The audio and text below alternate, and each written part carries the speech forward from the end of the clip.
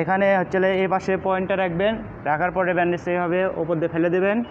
তারপরে এই হাতটা সমানভাবে রাখবেন, রাখার পরে এইটুকু এখানে ভাঁজ করে দেবেন।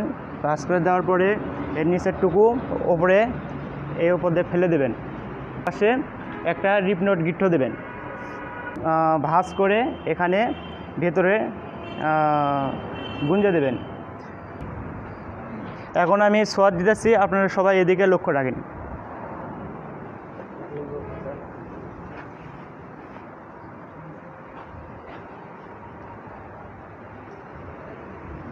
এখানে আমি এখন এই ভাঙ্গা হাতকে অন্য রাখার জন্য এখন সোয়াদ দিতেছি। এখানে একটা অন্য রাখার জন্য এখানে একটা রিপনোট গিট্টা দিতেছি।